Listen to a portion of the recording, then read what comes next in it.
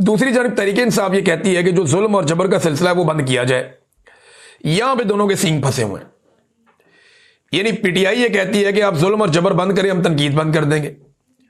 हुकूमत और एस्टेब्लिशमेंट ये कहती है नहीं जी, आप आसिम मुनीर और उनके साथियों में तनकीद बंद करें, फिर हम आपके साथ बैठेंगे, बात करेंगे। यहां पे इनके सींग फंसे हुए हैं। अब अगर पीटीआई के सोशल मीडिया को आप साथ रख देना, तो मैं एक चीज आपको बड़ी क्लियरली बता देता हूं कि इस वक्त पाकिस्तान में जो मौजूदा रजीम है, इसमें सबसे ज्यादा ताकतवर तो आसिम मुनीर साहब है।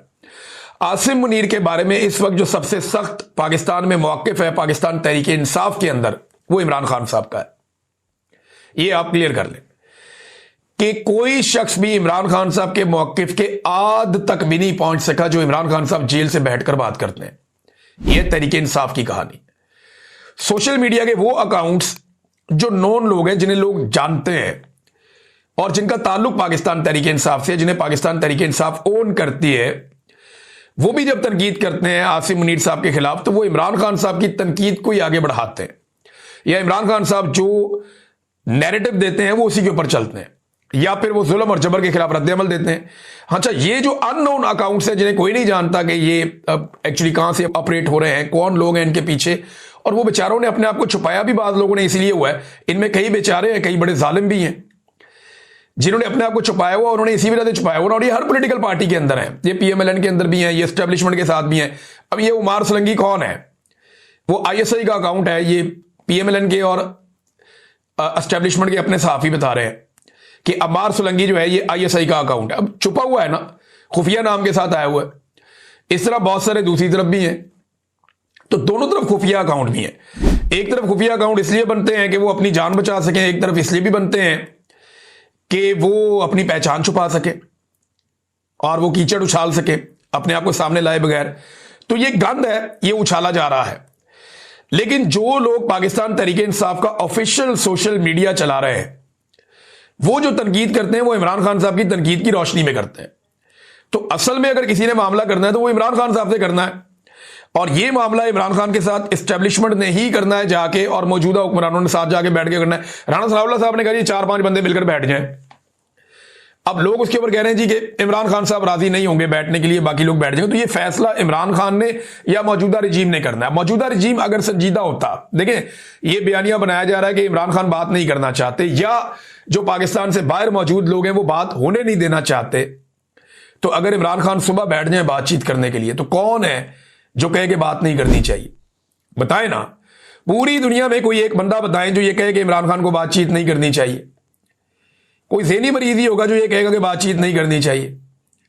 मुझे तो नहीं लगता पाकिस्तान तहरीक इंसाफ का कोई ऑफिशियल सोशल मीडिया या जो लोग पाकिस्तान से जर्नलिस्ट बाहर आ गए हैं, कोई भी ये कहेगा कि इमरान खान को बात ही नहीं करनी चाहिए। ये तो सब कहते हैं कि जंगों का फैसला भी टेबल के ऊपर होता है। तो इमरान खान को और बाकी लोगों को अगर बैठ के बात करनी है तो बात करके कोई मसले का हल निकाल लें। अगर इमरान खान ने बात ना करनी होती तो पिछले साल मुज़ाकरात शुरू ना होते, और जब पिछले साल मुज़ाकरात हुए तो सबने उसको अप्रिशिएट किया कि ठीक है यार, इमरान खान ने फैसला किया है तो इसमें से कोई नतीजा निकलेगा या ये एक्सपोज हो जाएंगे। तो वो एक्सपोज हो गए, नतीजा निकला ही नहीं। देखिए, दरअसल ये एक वारदात है जो मुझे दिखाई दे रहा है। कोई भी मुज़ाकरात इमरान खान से करने में संजीदा नहीं है। अगर ये संजीदा होते तो इमरान खान और बुशरा बीबी को इस वक्त सजाएं ना सुनाई जा रही होती।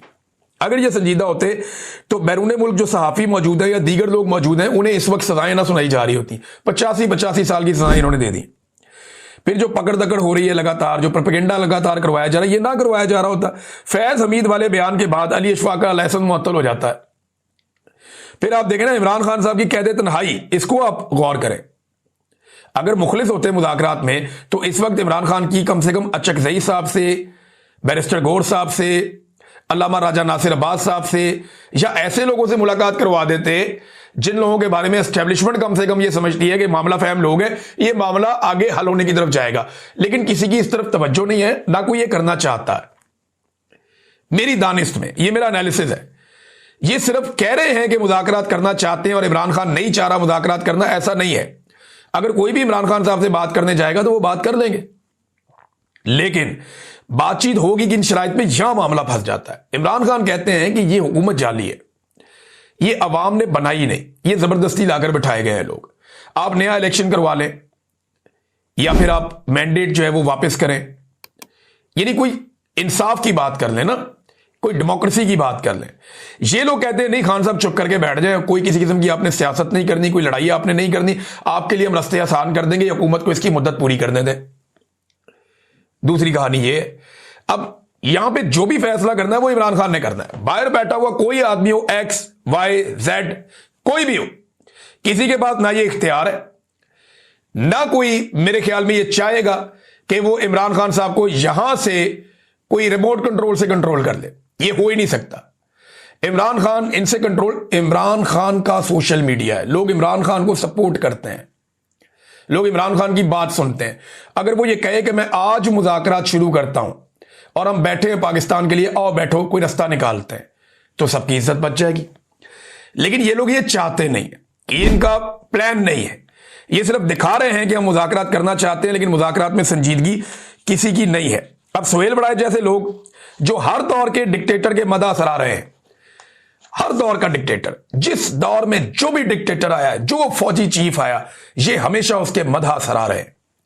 आप उठाकर सुहेल बड़ाइच की सारी तहरीरें और सारी जिंदगी का आप रिकॉर्ड देख लें।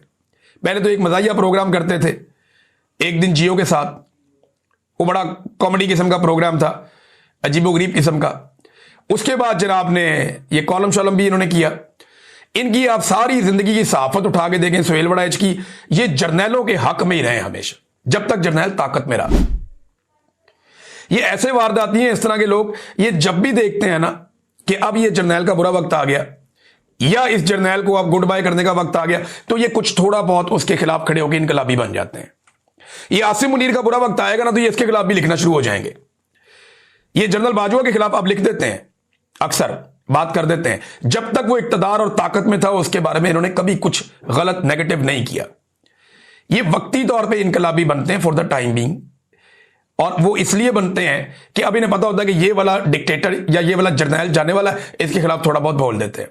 जिसके पास ताकत होती है उसकी ये मदा सराई करते हैं और हमेशा करते हैं, ये इनका तरीकाकार है। आजकल ये एक नया चूरन लेकर आए हैं जनाब कि कौमी हुकूमत की तश्कील। अब ये इसकी कहानियां सुना रहे हैं, कौमी हुकूमत बनेगी।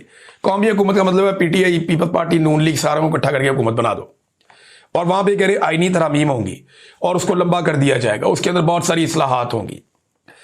जब कौमी हुकूमत की तश्कील होती है ना, तो ये बड़ाइच साहब जैसे लोग, क्योंकि इनके तजिए अक्सर गलत ही होते हैं, इन्होंने तजिया दिया, या तो इन्हें फौज को ही खबर दे देना अंदर से, या बता दे कि जनाब ये वाली खबर है और ये हम करने लगे हैं, तो वो खबर इनकी ठीक हो जाती है। अदरवाइज तजिए सारे इनके गलत ही होते हैं।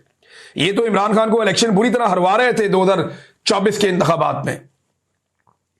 ये तो कह रहे थे बचेगा कोई नहीं, ये हो जाएगा, वो हो जाएगा, जमीन आसमान के कलाबे में लाए। इनकी आज तक कोई खबर इस तरह की दुरुस्त नहीं हुई जहां पे अवाम के हवाले से इन्होंने कोई दावा किया हो। अब तक के लिए इतने, अपना ख्याल रखिएगा, अपने चैनल का भी। अल्लाह हाफिज़।